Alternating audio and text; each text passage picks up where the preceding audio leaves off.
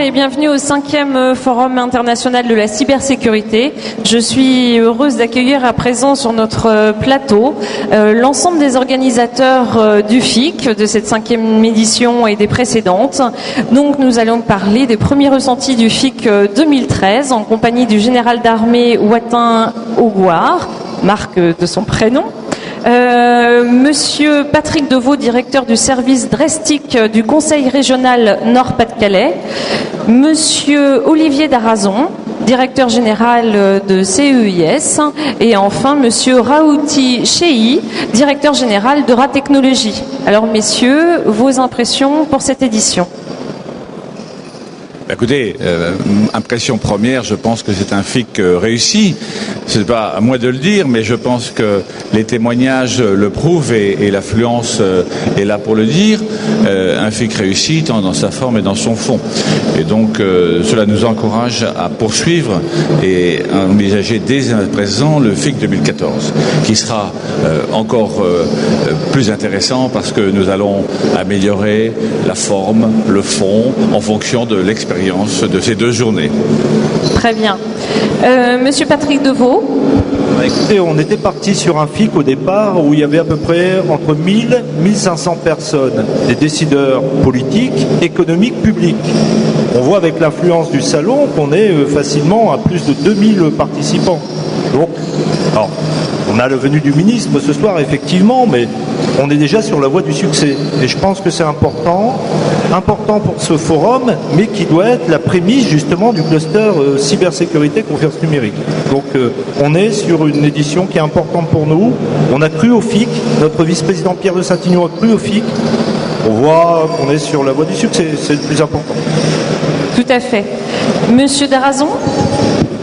Oui, on avait fait un triple pari. En fait, c'était le pari du partenariat avec la région, avec Ratechnologie, avec la gendarmerie nationale, le pari de la qualité, parce que ce sont des sujets qui sont extrêmement techniques et qui ont aussi des enjeux stratégiques forts, et puis aussi le pari de l'affluence, c'est-à-dire de la participation.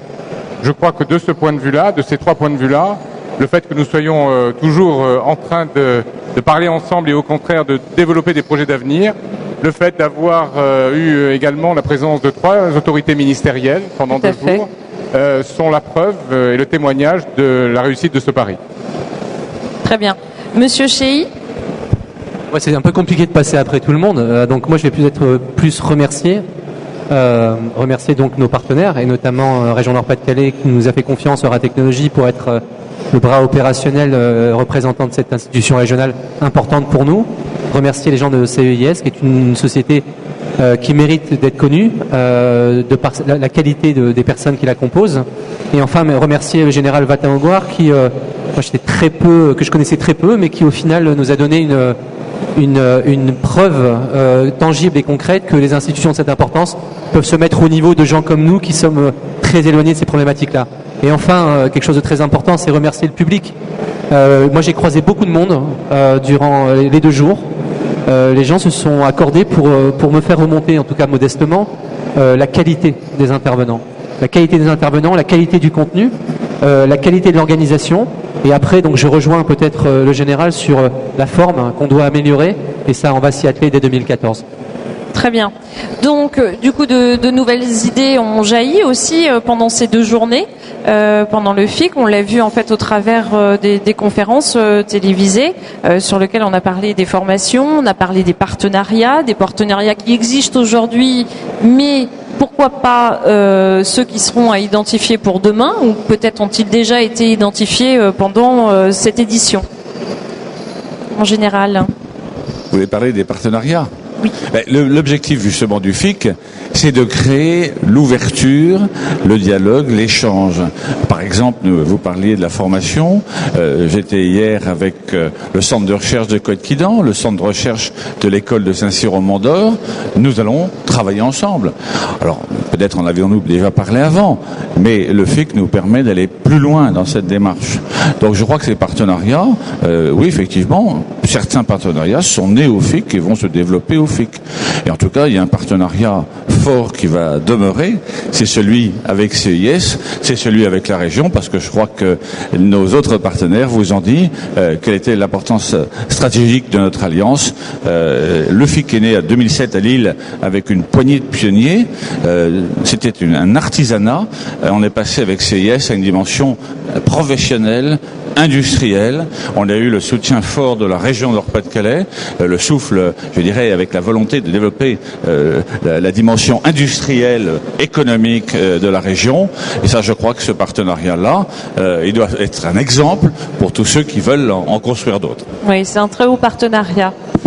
Monsieur Deveau ?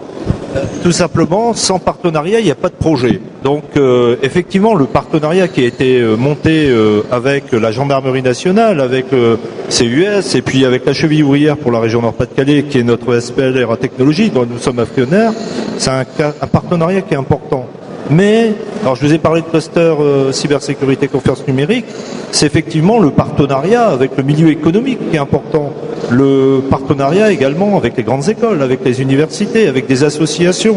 Donc tout un ensemble de partenaires qu'on doit travailler ensemble pour essayer justement aller vers l'excellence et de pouvoir faire que cette région Nord-Pas-de-Calais, parce que c'est déjà un territoire d'excellence dans le champ de la sécurité, de la cybersécurité, avec le papa du FIC qui est le général Vatin-Aubard, mais de continuer sur cette lancée-là pour faire que cette ville, Lille, soit la capitale européenne et mondiale de la cybersécurité et la région Nord-Pas-de-Calais, le territoire d'expertise en termes de cybersécurité, en n'oubliant pas cette dimension transfrontalière. Tout à fait. On l'a vu aussi aujourd'hui au travers d'une interview avec des écoles et à l'étranger, en Belgique, en Angleterre, qui essaient d'échanger donc des programmes d'investigation, de recherche et de formation. Monsieur Darazon. Vous évoquez cette dimension internationale du fait de Lille, qui est au cœur de l'Europe, mais aussi au cœur un peu du monde, puisque ces cybermenaces, si on parle de cybersécurité, c'est qu'il y a bien des menaces, elles ne sont pas limitées à notre pays ou à une région. Elles sont par nature internationale, intersidérale, et donc 44 pays ont participé cette année à ces rencontres.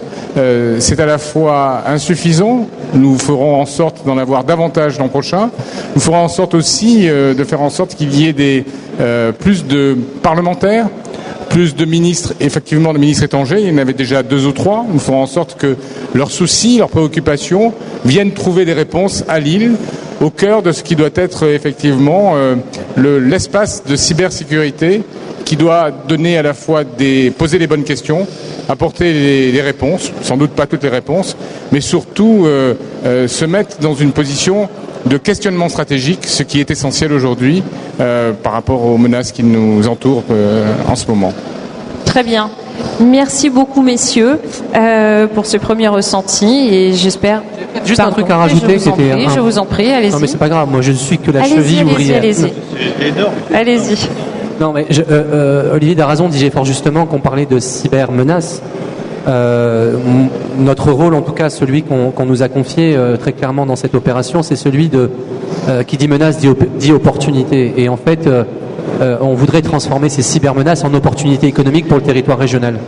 Et la création de ce cluster est une création dont la vocation première sera de faire en sorte que Lille soit un territoire reconnu pour son savoir-faire et son faire-savoir en matière de cybersécurité. La dernière chose, et je l'appelle fortement de tous mes voeux, c'est que l'année prochaine, on ait plus de jeunes, donc des gens qui viennent des écoles et des lycées, parce que le secteur quand on le regarde, il revêt un caractère économique avec de fortes potentialités et d'opportunités, et qu'il y ait plus de femmes. Parce que moi, j'ai constaté qu'il y avait beaucoup d'hommes durant les 2 jours. La cybersécurité, est-ce un monde d'hommes ou est-ce un véritable secteur où l'opportunité se feront également pour intégrer des ingénieurs femmes qui viendront rejoindre ces entreprises-là? Ah, il y en a, elles arrivent. Un dernier mot, oui. hors sujet. Allons-y. Dans les écoles, les mauvais élèves sont au fond de la classe. Là, les bons élèves sont au fond de la classe. Car ce forum n'aurait pas pu réussir sans toute le rang du fond, tous mes mousquetaires qui ont été formidables. Et je pense que vous pourrez trouver toutes les réponses possibles. Pourquoi le FIC était bien, pourquoi le FIC... Elle est là la réponse, c'est le rang du fond et je les félicite. Grâce aux le fourmis. premier rang est composé aussi de bons élèves. Très bien. Merci, merci messieurs. À très bientôt donc pour le Forum international de la cybersécurité, donc 2014 si j'ai bien compris.